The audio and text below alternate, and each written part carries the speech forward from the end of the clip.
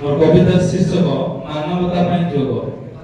ଯୋଗ ଭାରତର ପ୍ରାଚୀନ ସଂସ୍କୃତି ଅଟେ ଶ୍ରେଷ୍ଠ ଉପହାର। ସଂଯମ ସଂଗତି ସ୍ୱାସ୍ଥ୍ୟ ସମୃଦ୍ଧିର ଏହା ସିଦ୍ଧ ଉପଚାର। ସ୍ୱାସ୍ଥ୍ୟରେ ଉନ୍ନତି ବଢ଼େ ରାଷ୍ଟ୍ର ଶକ୍ତି। ମାନବତା ପାଇଁ ଯୋଗ। ଯୋଗ ଦ୍ୱାରା ବ୍ୟକ୍ତି ହୁଏ ଚିନ୍ତାମୁକ୍ତ। ପାଖ ମାଡ଼େ ନାହିଁ ରୋଗ।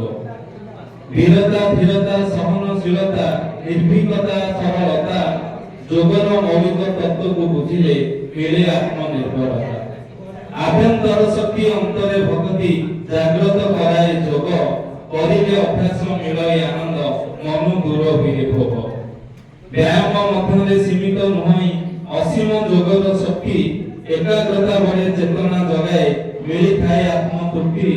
ଏକାଗ୍ରତା ବଢ଼େ ଚେତନା ଜଗାଏ ମିଳିଥାଏ ଆତ୍ମତୃପ୍ତି। ଧନ୍ୟବାଦ, ନମସ୍କାର। ଧନ୍ୟବାଦ।